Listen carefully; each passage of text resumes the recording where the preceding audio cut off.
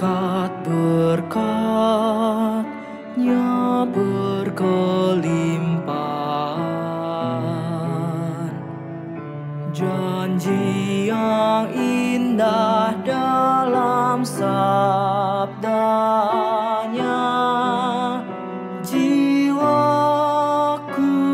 senang di dalam Tuhan. Ceritakan keagungan nama-Nya, masyurkanlah ciptaan tangan-Nya. Rahmat Tuhan kekal selamanya. Maha suci dan indah nama-Nya. Ceritakan kebesaran kuasa-Nya, seluruh dunia tunduk kepadanya. Pasti tamat segala kejahatan,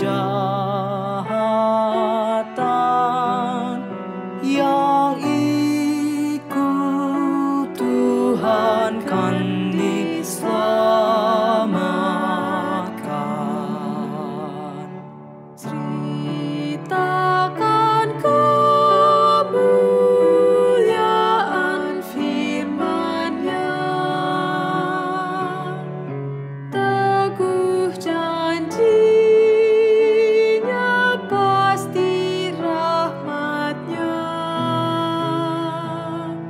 Ceritakan keagungan Tuhanmu dan kasih-Nya sampai kesudahan.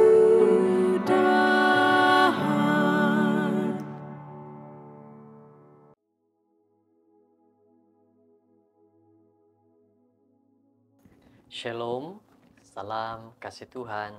Selamat bertemu lagi hari ini bersama-sama di dalam firman Tuhan renungan kita. Untuk sama-sama kita lihat dan pelajari apa nasihat Tuhan pada hari ini. Saudara-saudara, mari kita teruskan dengan berdoa. Tuhan kami yang penuh kasih, kami berdoa, berkatilah kami agar dapat mengerti nasihat-Mu ini dengan baik.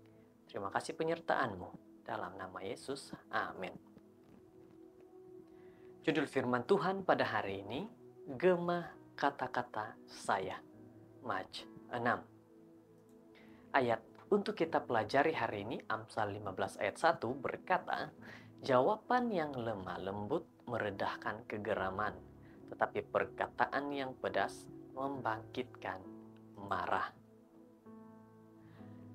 Sebuah anekdot lama menceritakan tentang seorang budak lelaki yang menemui formasi batuan semasa meneroka sekitar kampung.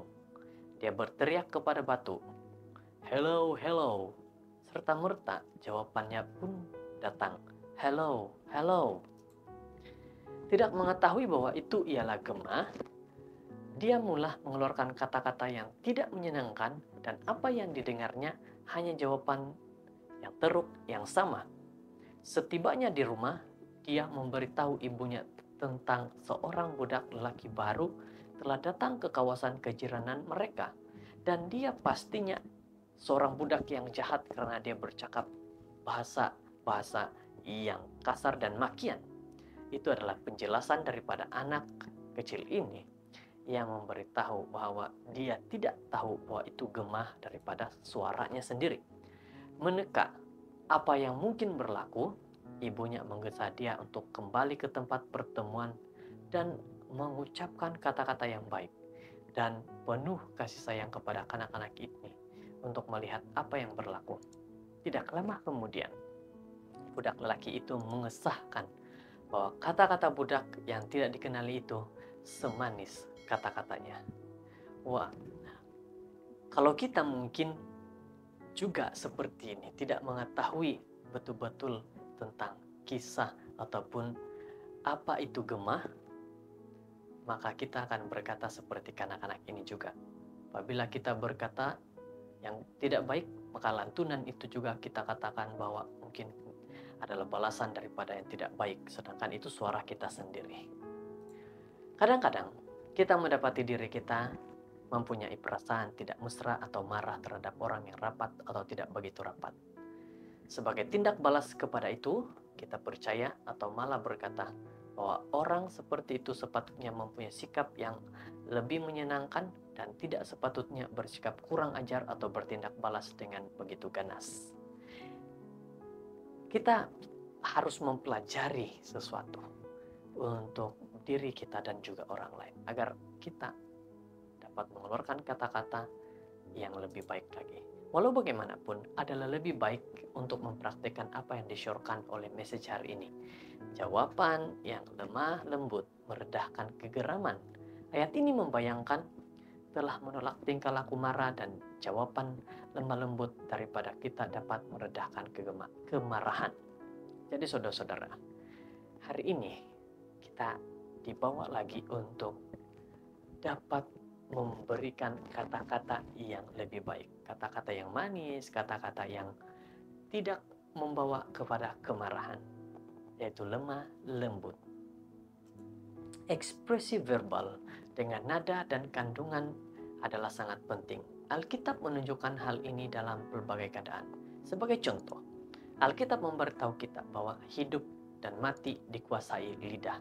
Amsal 18 ayat 21.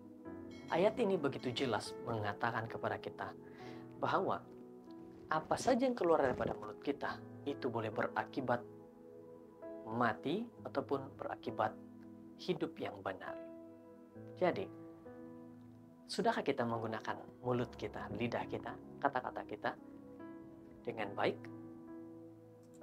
Rasul Yakobus menyatakan lidah sebagai organ yang berbahaya, bagian tubuh kecil yang bermegah, hal-hal besar dan yang mampu membakar hutan yang besar. Yakobus 3 ayat 5. Lidah juga akan menyediakan suatu dunia kejahatan. Ayat ke-6. Lihat saudara-saudara, bahayanya lidah yang kecil ini boleh membawa kepada kebinasaan, boleh juga membawa kepada kebaikan. Jadi, bagaimana kita hari ini? Sekali lagi, dapatkah kita menggunakan lidah, mulut kita untuk hal-hal kebaikan? Rasul menawarkan kepada kita penawar untuk mengawal kata-kata kita. Rasul yang sama mengakhiri bab dengan menyarankan hikmat yang dari atas.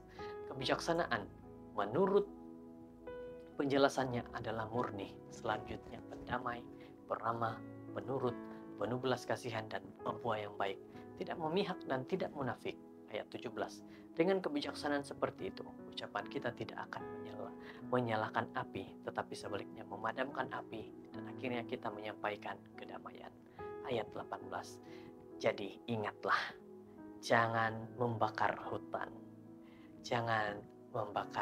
jangan mengeluarkan kata-kata yang memburukkan, tapi jadilah kata-kata yang membangkitkan kedamaian.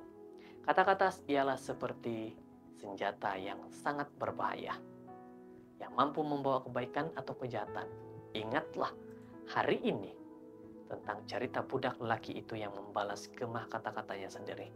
Mari kita menggunakan kata-kata kita untuk meredahkan kemarahan dan membawa kedamaian dalam hati mereka yang mendengar.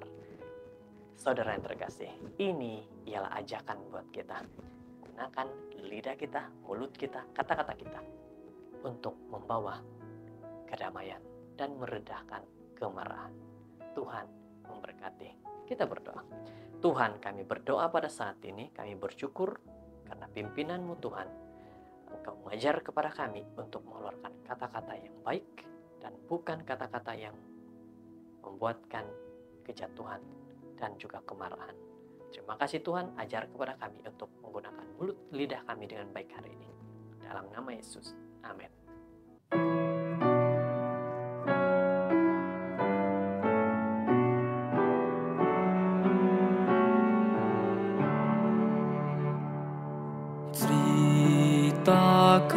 keagungan Tuhanmu, berkat-berkat-Nya berkelimpahan, janji yang indah dalam sabdanya. Jiwaku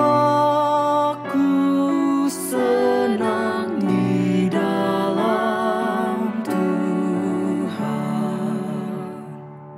Ceritakan keagungan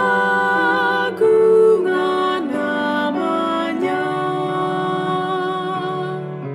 masyurkanlah ciptaan tangan-Nya. Rahmat Tuhan kekal selamanya. Maha suci dan indah nama-Nya. Ceritakan